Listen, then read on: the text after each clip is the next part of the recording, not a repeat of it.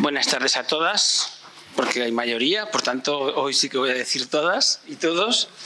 Muchas gracias por venir a estos encuentros, este ciclo especial que estamos haciendo en relación con la celebración del 11 de febrero, el Día de la Mujer y la Mujer y la Niña Investigadora, que lo que hacemos nosotros es alargarlo durante todo el mes, ¿no?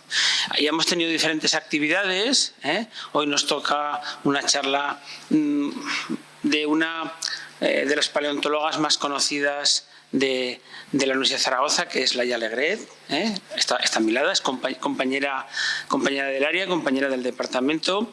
Antes de hacer una breve semblanza de ella, simplemente animaros a algunas de las actividades que aún nos quedan en relación con el 11F. Sobre todo una que a mí me encanta, que es que en el museo hemos puesto una serie de carteles con fósiles que son hembras, ¿no? Y es algo muy curioso porque uno siempre está acostumbrado cuando ver un fósil inmediatamente es un macho, ¿no? Bueno, pues le hemos querido dar una vuelta a este tema, y lo que hacemos es fósiles que sabemos por una serie de criterios y una serie de estudios que son hembras, pues los hemos puesto un cartel, esto no es un macho, esto es una hembra, y además lo sabemos por esto y por esto y por esto. Es muy curioso, hay 5 fósiles, podríamos haber puesto más porque a lo mejor hay más hembras que machos, pero bueno, es muy curioso, yo lo recomiendo que lo veáis y que lo difundáis, ¿vale? Porque es algo que llama la atención. Bueno, pues hoy tenemos a Laia. Muchas gracias, Laia, por venir. La verdad que soy consciente que has hecho un gran esfuerzo por estar con nosotros. Muchas gracias, Laia. ¿Vale? Laia es de formación geóloga en la Universidad de Zaragoza. Ella hizo la tesis doctoral en microfósiles, en pequeños bentónicos, que es con los cuales ha desarrollado toda su trayectoria investigadora, ¿no? Y además, aparte de ponerle nombres espantosos que ponemos los paleontólogos, como siempre digo, ha ido un poco más allá y ha tratado de obtener el máximo de información de esos pequeños microorganismos, sobre todo en relación con la paleocenografía, ¿vale? Es una paleontóloga que sobre todo se dedica a reconstruir qué sucedió en las grandes profundidades a lo largo de los últimos 60-70 millones de años, ¿vale? Y con mucho éxito porque tiene un montón de publicaciones en las revistas más importantes. Y sobre todo ha salido mucho por la prensa desde el año pasado porque se le ocurrió coger un barco, ese de allí, e irse a visitar el Pacífico. Yo me acuerdo cuando ella me decía, me hace mucha ilusión, me voy a ir a un barco un par de meses allí. Y yo me acordaba toda ilusionada como venía.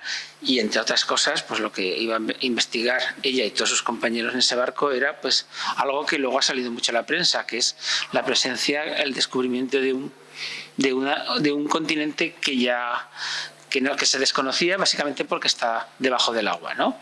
Ella nos va a contar sobre esto, yo no voy a hablar sobre esto, pero es chulo como pensar cómo un micropaleontólogo, una micropaleontóloga es capaz de, a partir del estudio de unos pequeños organismos, obtener conclusiones globales en colaboración con muchos otros colegas, porque quizás sea una de las cosas que más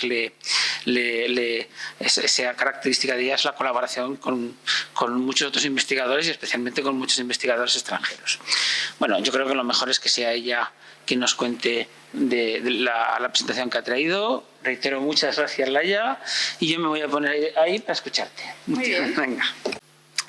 Bueno, yo hoy he venido a hablar sobre todo de exploración. Y muchas personas, cuando oyen esta palabra, normalmente piensan en aquellos grandes exploradores de los siglos pasados que iban a explorar nuevas tierras, a hacer mapas, cartografías, iban en busca de riquezas o de recursos. Y si hablamos de la exploración hoy en día, pues muchos pensarán más bien en la exploración del espacio, porque parece que ya lo tenemos todo descubierto aquí en nuestro planeta. Y seguramente pensaremos en esto, en descubrir nuevas galaxias o vida más allá de este planeta. Pero lo cierto es que a ver si me pasa. Así. Lo cierto es que el océano es muy grande. Los océanos ocupan el 70% de la superficie de nuestro planeta y son unos grandes desconocidos. No conocemos ni siquiera un 5% de los fondos oceánicos del planeta y dicen que conocemos más de la cara oculta de la Luna que de los fondos oceánicos. Pero es que además los océanos contienen muchas respuestas sobre cómo funciona nuestro planeta, cómo funciona el clima. Además, esconden recursos minerales y en pleno siglo XXI escondían nada menos que un continente oculto. Entonces, yo lo que voy a hacer hoy es hablar sobre este continente oculto y sobre la exploración de Zelandia. Empezaré hablando primero por la definición, ¿qué es Zelandia y por qué deberíamos estudiarlo? Hablaré a continuación sobre su exploración y acabaré con la parte que casi a mí me resulta más interesante, que son los resultados científicos que hemos obtenido de su estudio. Ahora, bueno, ¿qué es Zelandia? Zelandia es el 7º continente desde el punto de vista geológico y se separó de la Antártida y de Australia hace 80 millones de años. Zelandia en la actualidad se sitúa al este de Australia y está en lo que conocemos como el Anillo de Fuego del Pacífico. Ahora veremos lo que es eso. Y es un continente pequeño, pero no tanto. Aquí lo vemos comparado con la superficie de otros lugares muy conocidos.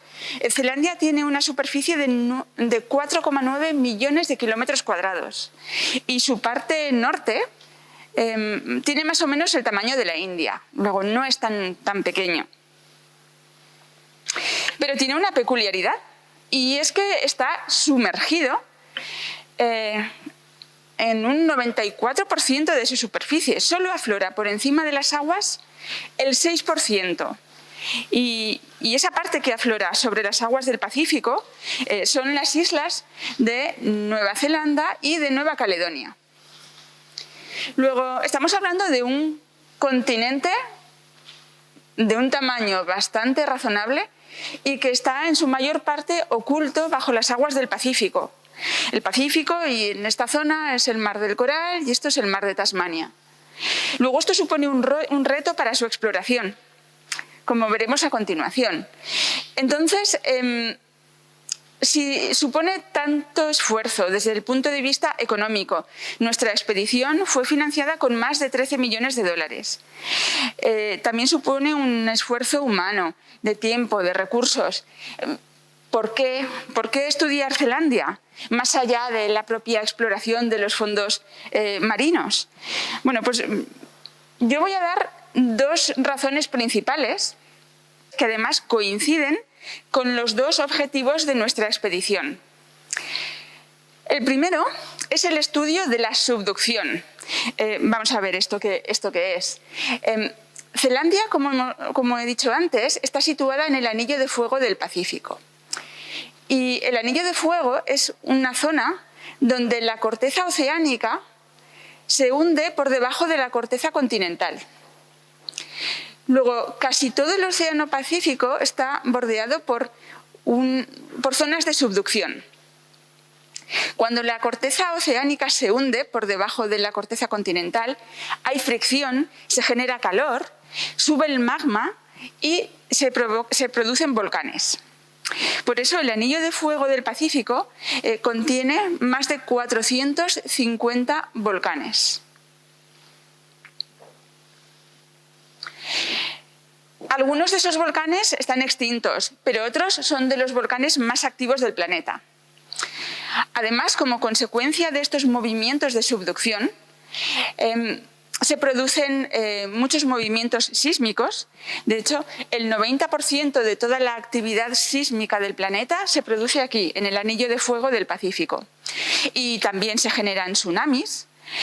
Pero no olvidemos que también en las zonas de subducción se producen unos fenómenos interesantes, como son la formación de muchos recursos minerales que nosotros necesitamos. Luego vemos que la presencia de Zelandia en una zona de subducción nos va a aportar información sobre estos mecanismos, sobre la subducción de la corteza. Y esto es importante conocerlo, porque en realidad no sabemos muy bien cómo funcionan los mecanismos de subducción, cómo empiezan, cómo se desarrollan, cómo evolucionan y, lo más importante, por qué acaban o cuándo acaban. Luego, esperamos que el estudio de Zelandia nos permita dar respuestas a muchas de estas preguntas. Y Zelandia está situado en una localidad clave, en una zona de subducción, para investigar todas estas preguntas. Y bueno, alguno podría decir, bueno, pero es que Zelandia, Nueva Zelanda, eso está en las antípodas y bueno, a mí tampoco me importa mucho, ¿no?, lo que pase allí. Pero es que en realidad, si conocemos algo más sobre los procesos de subducción, eso también nos va a beneficiar a nosotros, porque al sur del Mediterráneo también se sitúa otra zona de subducción. El segundo objetivo de la expedición, y otro de los motivos que a mí más me empujaron a participar en la expedición, fue analizar el cambio climático. Es un hecho científicamente comprobado que la emisión de gases invernadero de origen antropogénico está provocando una gran concentración de CO2 en la atmósfera, de dióxido de carbono. Y bueno, en el año 2021 creo que ya alcanzamos las 420 partes por millón en volumen. Esto, para ponerlo en contexto, bueno, podemos decir que excede toda la variabilidad natural del planeta en los últimos 400.000 años. Aquí vemos la concentración de CO2 atmosférico y vemos que a lo largo de los últimos ciclos glaciares, interglaciares, los últimos 400.000 años, pues nunca ha excedido las 300 partes por millón. Y ahora estamos en 420. Y de manera más o menos paralela a este aumento en el CO2 atmosférico, también se registra un aumento en la temperatura global del planeta. Si hacemos los cálculos de este aumento en la temperatura, básicamente desde el año 1900, bueno, pues podemos decir que el calentamiento global actual es de 1,4 grados centígrados por siglo. Esto no sé si parecerá mucho o poco. Bueno, pues precisamente para ponerlo en contexto, es interesante estudiar los eventos de calentamiento del pasado geológico. Y en los últimos 70 millones de años observamos cambios climáticos, algunos graduales. Aquí vemos, esta es la actualidad, 70 millones de años, vemos que a lo largo del tiempo ha habido tendencias graduales como un calentamiento, un enfriamiento. Pero sobre estas tendencias graduales se superponen unos eventos muy rápidos de calentamiento que se llaman eventos hipertermales. He señalado algunos de estos eventos hipertermales y quería llamar la atención sobre este, que quizá es el pico más marcado de toda la figura, ¿verdad? Este evento hipertermal que se produce en el límite entre el Paleoceno y el Eoceno.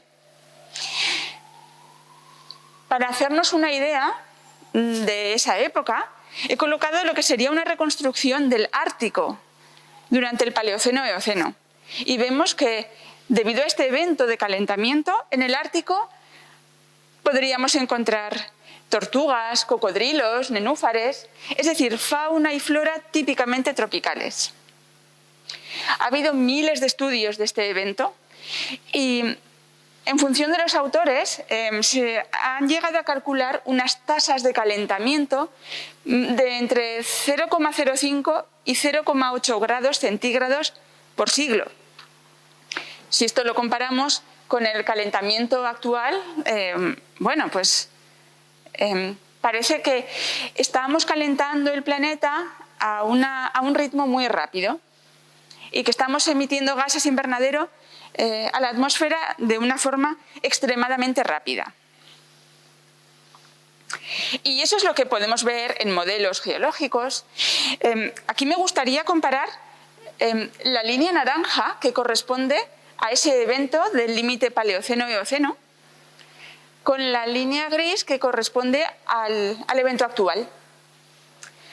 Si miramos este modelo, vemos que si emitimos gases invernadero a la atmósfera a lo largo de mucho tiempo, a lo largo de miles y miles de años, que son las líneas azules, las consecuencias sobre la acidez de los océanos no van a ser muy graves, es decir, no va a haber acidificación de los océanos.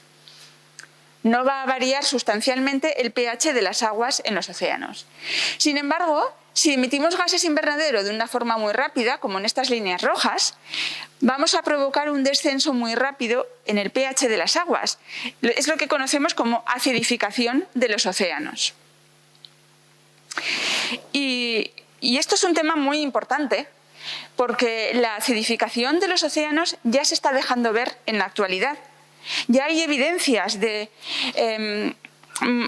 los corales que se están disolviendo porque están hechos de carbonato cálcico. Conchas de invertebrados también presentan evidencias de disolución. Y cuanto más baje el pH, más difícil será que crezcan los invertebrados.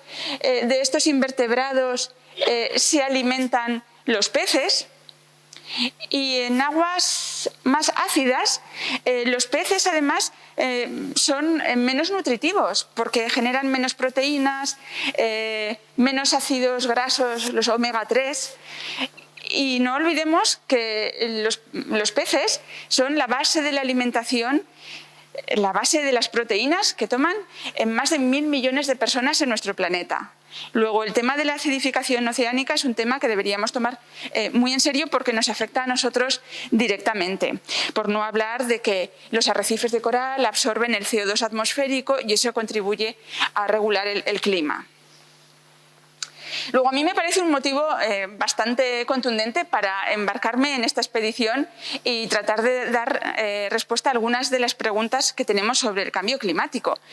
Y la principal pregunta es, ¿qué va a pasar en el futuro, verdad? A todos nos gustaría tener una bola de cristal y ver qué es lo que va a pasar dentro de unos siglos. Bueno, pues para los geólogos nuestra bola de cristal son los modelos geológicos. Y estos modelos se construyen con datos del pasado, con datos de los fósiles, y tratamos de predecir lo que va a ocurrir en el futuro. Bueno, pues aquí tenemos un problema. Si vemos este modelo, ahí voy a ir para atrás, precisamente hay un interrogante en la zona donde se sitúa Zelandia. En esa región del Pacífico suroeste no funcionan los modelos climáticos. Luego necesitamos retroalimentar estos modelos, generar datos en función del registro geológico para mejorar los modelos.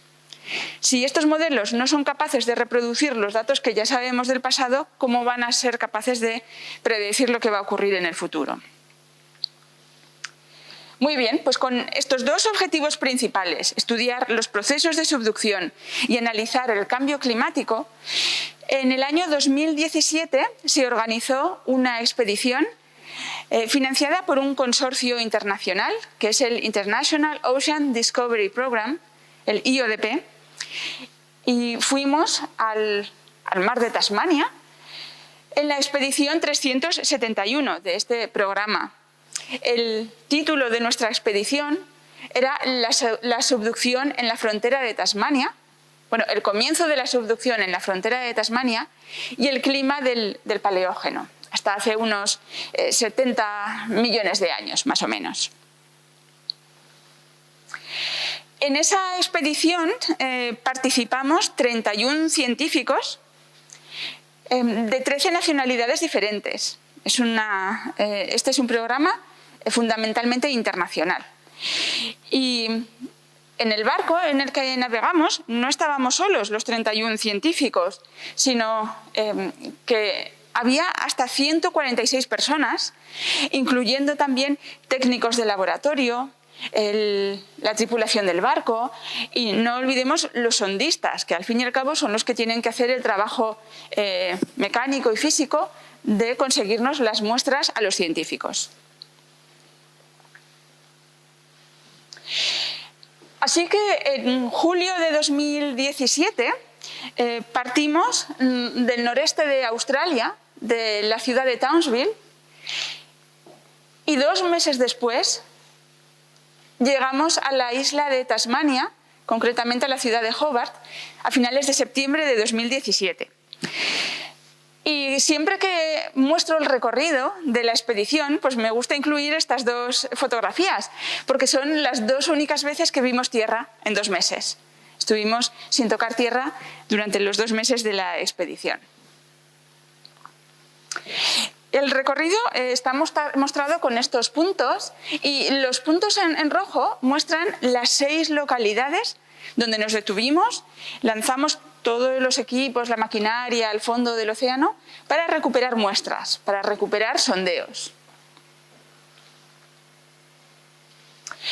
Y navegamos en el buque Joyous Resolution, que es un buque muy famoso de perforación oceánica y hasta tiene su propia página web con visitas virtuales para el que quiera visitarlo. Este barco fue construido a finales de los 70 para exploración petrolífera. Por eso se le dotó de una torre de perforación. Sin embargo, enseguida, en los años 80, fue reconvertido a un barco de investigación submarina para obtener sondeos y estudiarlos en los laboratorios con los que se dotó este barco. Esto es una imagen del barco. El Joyous Resolution es capaz de perforar o de penetrar hasta 10 kilómetros de profundidad, incluyendo la columna de agua. Y en el fondo marino es capaz de penetrar 7 kilómetros. Y todo esto se hace encajando tubos de perforación. Los tubos se transportan de forma horizontal y se van enroscando unos con otros y se van bajando a través de la torre de perforación. En el tubo inferior se coloca siempre un cabezal de perforación, que es el que va a ir rompiendo la roca y avanzando. Y aquí vemos un modelo del cilindro de roca que queda atrapado dentro de estos sondeos a medida que van avanzando. Este cilindro es el que vamos a estudiar los científicos. Aquí vemos a unos sondistas que están dirigiendo uno de los tubos de perforación y lo están encajando con otro. Y aquí este es el cabezal de perforación. Vemos cómo ponen vertical uno de los tubos de perforación y todos estos tubos llegan hasta el fondo oceánico, se lanzan a través de un agujero que hay en el centro del barco, lo llaman la piscina, pero no conviene bañarse porque cada vez que recuperábamos los equipos aparecían dientes de tiburón enganchados, así que al principio sí quedan ganas de bañarse, pero en cuanto ves un diente de tiburón pues ya se te quitan las ganas.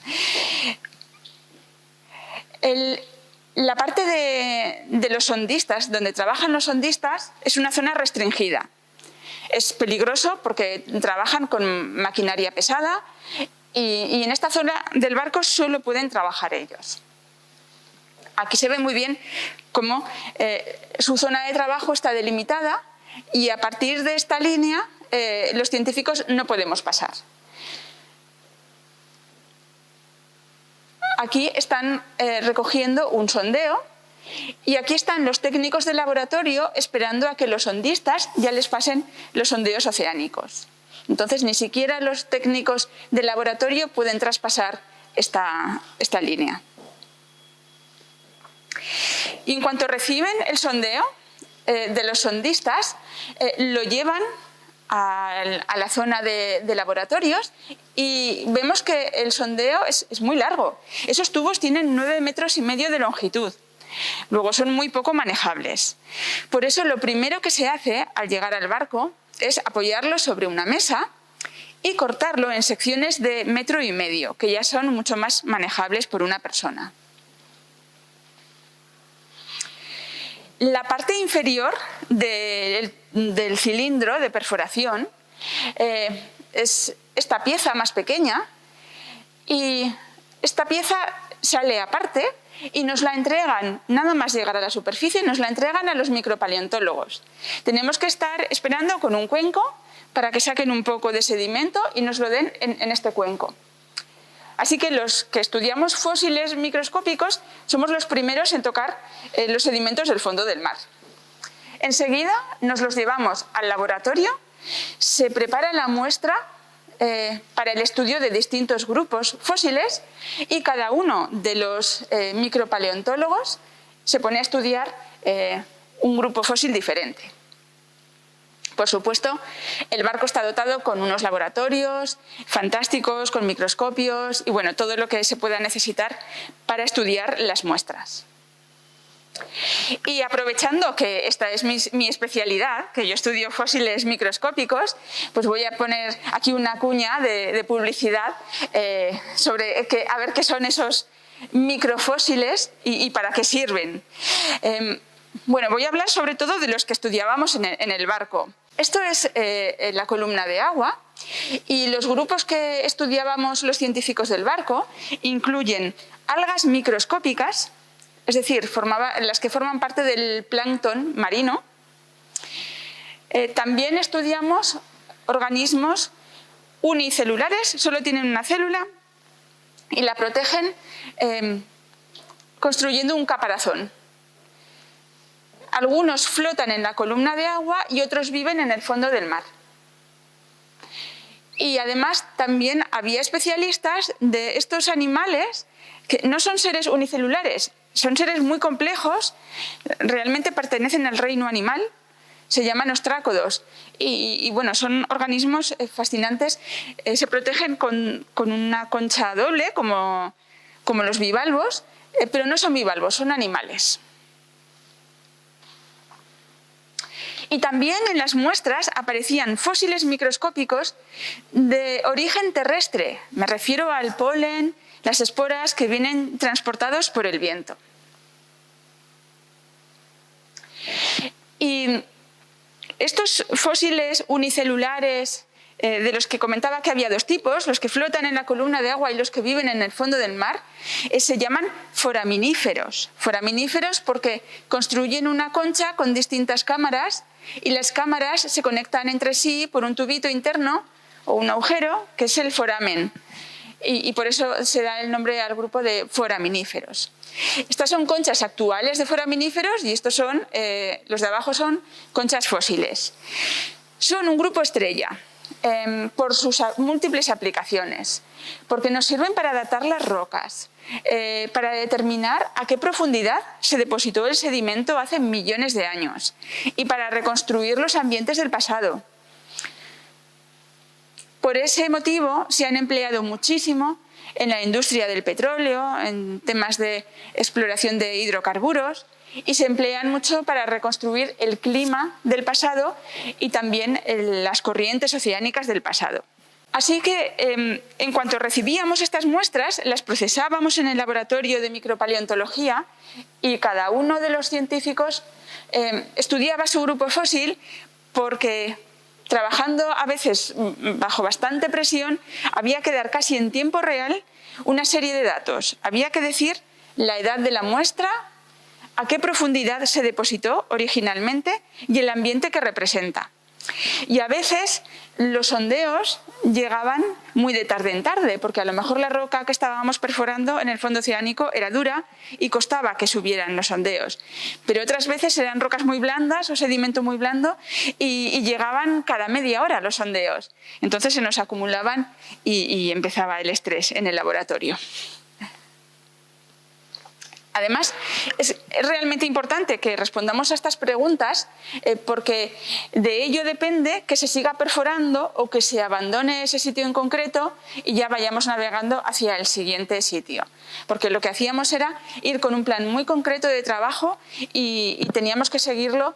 Era un plan aprobado por el consorcio internacional, por el IODP, y si se había aprobado perforar hasta rocas de 50 millones de años, no podíamos seguir perforando, decir, bueno, pues ya que estamos vamos a obtener rocas más antiguas. No, en cuanto se alcanzaba esa edad había que recoger toda la maquinaria e irnos hasta el siguiente punto.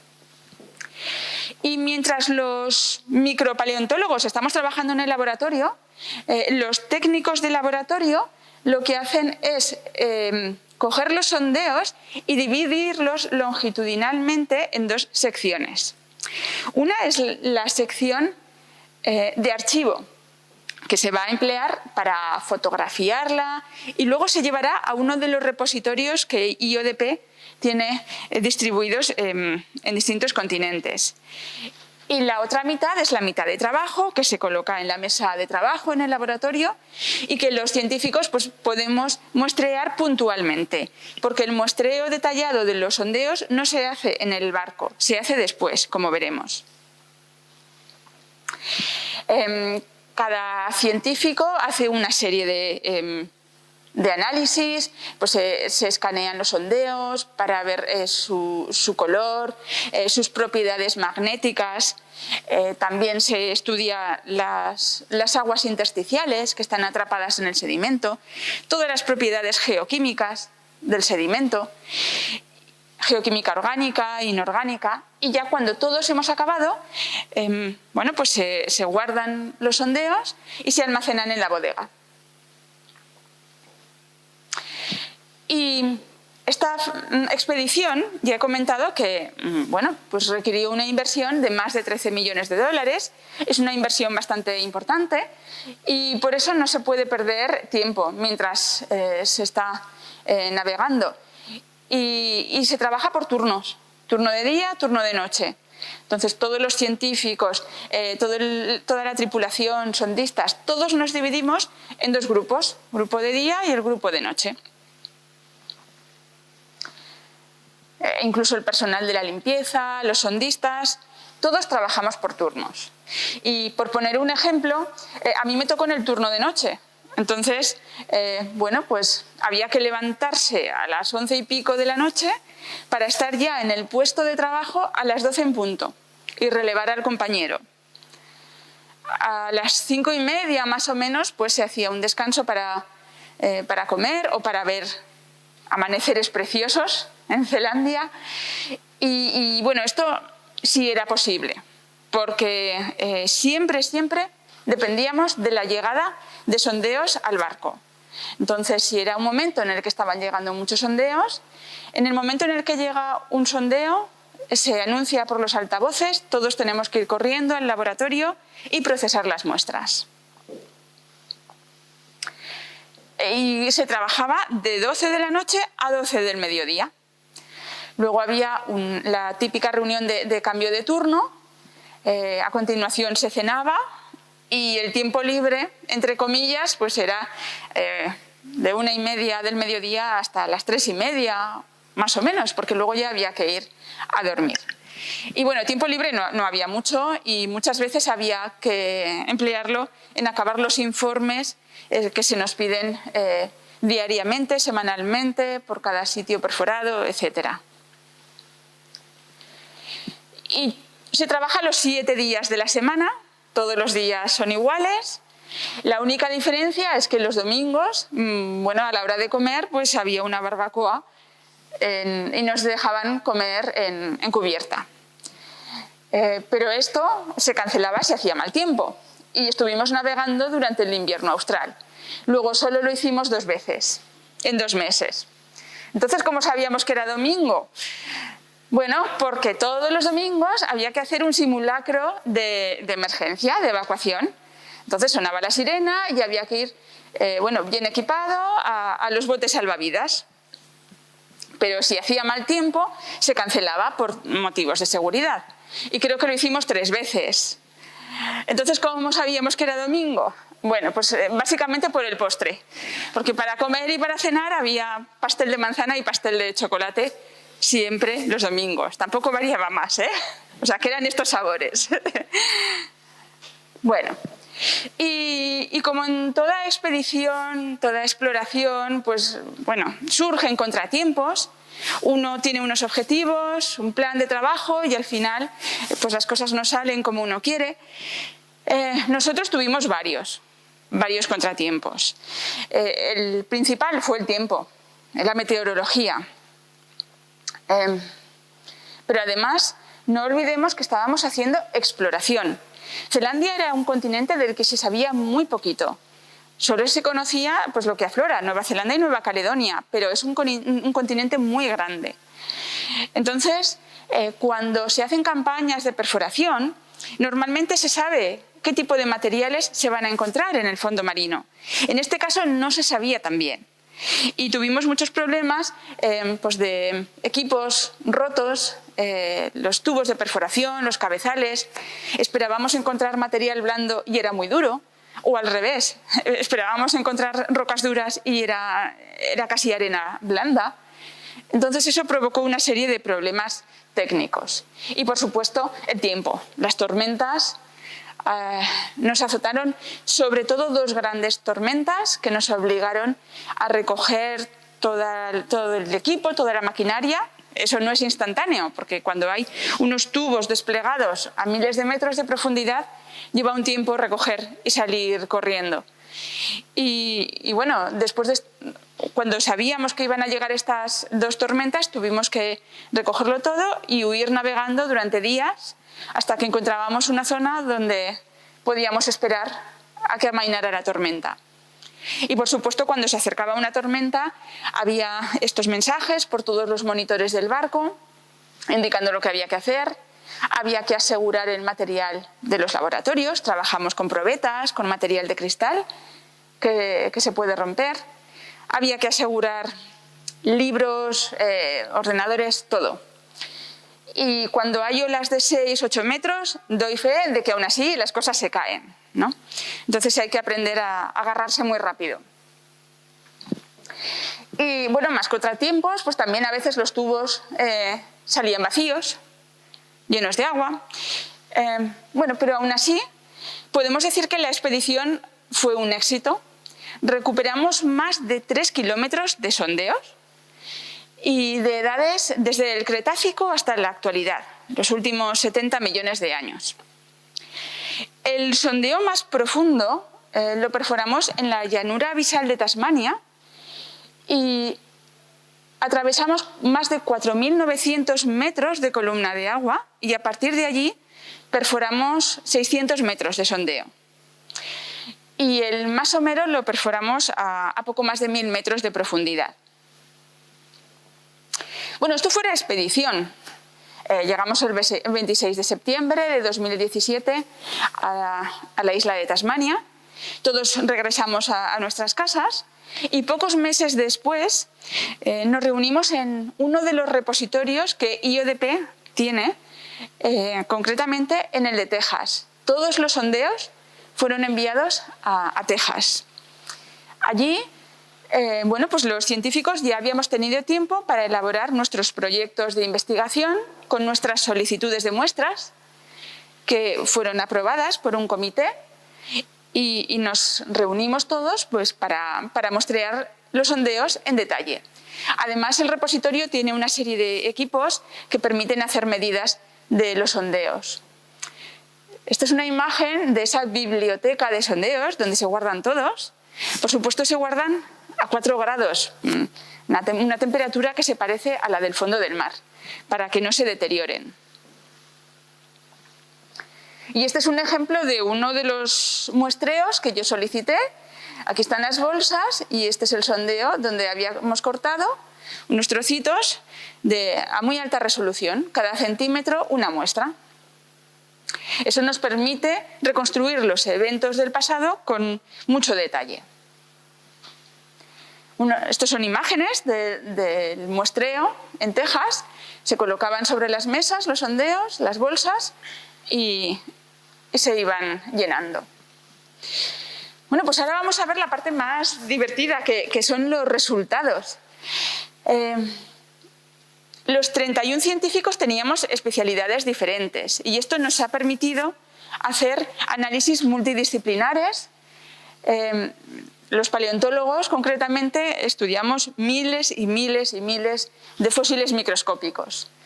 Y esto nos permitió determinar la edad de los sedimentos, a qué profundidad se habían depositado y en qué tipo de ambientes, si era un ambiente de playa o costero o si era en un fondo abisal. Y aquí hay ejemplos de los fósiles microscópicos que encontramos. Algunos solo tienen una célula. Por ejemplo, algas microscópicas que forman parte del plancton, o estos foraminíferos unicelulares que viven en el fondo del mar. Pero también encontrábamos otros fósiles pequeños o fragmentos de fósiles más grandes. Por ejemplo, espinas de erizos de mar o gasterópodos muy pequeños. ¿Y qué resultados obtuvimos? Bueno, este fue el primer gran artículo que publicamos todos los científicos de la expedición, y en él, y esto no se dice todos los días, reconstruíamos la geografía de un continente durante los últimos 70 millones de años. Encontramos, además de los microfósiles que he mencionado, encontramos restos de esporas y polen de plantas con flor, de helechos, y además encontramos restos de plantas y restos de insectos. Esto nos está diciendo que hubo momentos en los que Zelandia estuvo emergida, que afloró por encima de las aguas, y nos permitió rebatir la idea que estaba más ampliamente aceptada hasta el momento. La mayor parte de los científicos pensaban que desde que Zelandia se separó de Australia y de la Antártida hace 80 millones de años, había empezado un movimiento independiente, separándose y hundiéndose en el fondo del mar, y había permanecido hundido hasta la actualidad. Bueno, pues en este artículo demostramos que eso no era así. Demostramos que hubo momentos en los que estuvo mayormente hundida bajo las aguas, pero otros momentos en los que algunas zonas emergieron, y estas zonas blancas y rosas significa que hubo tierra. Hubo tierra con sus plantas, y esto es a lo largo de millones de años, desde 55, 50, 45 hasta 25 millones de años. Luego hemos podido reconstruir la evolución de este continente. Esto tiene implicaciones tremendas cuando nos ponemos a estudiar temas de evolución de las especies, rutas migratorias, por qué Nueva Zelanda tiene fauna endémica, y además estos movimientos también los hemos podido relacionar con movimientos verticales asociados a estas zonas de subducción que queríamos estudiar.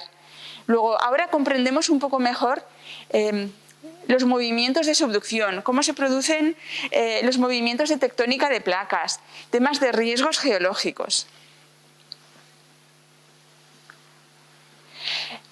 Hemos hecho estudios sobre cómo evolucionó la subducción, y esto nos permite conocer mucho mejor los procesos de deformación de los materiales asociados a esa subducción de placas. Este es un artículo que publicamos el año pasado, en el que identificamos varios eventos de calentamiento del pasado. Son estas franjas de color rosa, corresponden a 4 eventos distintos de calentamiento, producidos hace unos 46 millones de años, más o menos. Pues cada uno de esos eventos es diferente, tiene una magnitud diferente, una tasa de calentamiento diferente. Y todo eso nos está permitiendo no solo conocer cuáles fueron las consecuencias de estos eventos de calentamiento en el pasado, sino que también nos permite retroalimentar los modelos climáticos, mejorarlos, para poder predecir las consecuencias del actual cambio climático. Más resultados. En el sitio más profundo que perforamos, a unos 5.000 metros de profundidad, hemos encontrado unas asociaciones de foraminíferos, estos organismos unicelulares que vivían en el fondo del mar, que se conocen como con conservación excepcional. Es muy difícil encontrar fósiles tan bien conservados y mucho menos a tanta profundidad. Esto nos está permitiendo conocer mucho mejor cómo clasificar las especies y sobre todo desbancar otra idea que estaba ampliamente aceptada, y era que en todos estos fósiles microscópicos de Zelandia tenían muchas especies autóctonas, endémicas, y que no se encontraban en otros sitios del mundo. Bueno, pues esto no es cierto. El encontrar ejemplares tan bien conservados nos ha permitido demostrar que se trata de las mismas especies que podemos encontrar, por ejemplo, en el Océano Atlántico.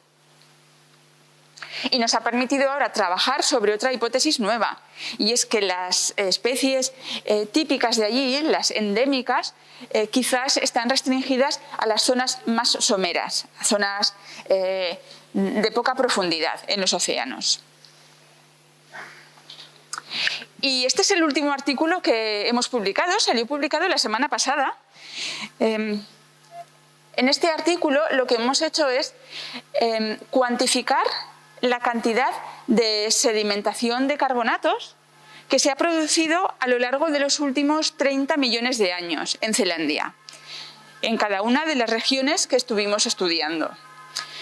Y precisamente este lunes salió publicado un artículo de divulgación que hemos escrito en esta revista, The Conversation, precisamente donde incidimos en la importancia que tienen los océanos como reguladores del clima global, para absorber ese exceso de dióxido de carbono que hay en la atmósfera y a través de los organismos microscópicos que construyen sus conchas de carbonato cálcico con parte de ese CO2 atmosférico, es una forma de secuestrar el exceso de gases invernadero, y cuando estos organismos mueren caen al fondo del océano y se sedimentan y forman las rocas. Luego, y por supuesto en este artículo lo que hemos hecho ha sido ver cómo ha variado ese mecanismo a lo largo del tiempo. Luego, en realidad, bueno, pues son muchas investigaciones de muy distinta índole, son todas fruto de la colaboración de distintas especialidades, colaboración internacional. Seguimos investigando, seguimos estudiando las muestras de Zelandia y tenemos material para estudiar durante muchos años, así que yo creo que Zelandia seguirá dando mucho que hablar. Y bueno, simplemente para acabar, pues me gustaría despedirme con 4 imágenes de los amaneceres que vimos durante la expedición a Zelandia. Y esto es todo, muchas gracias.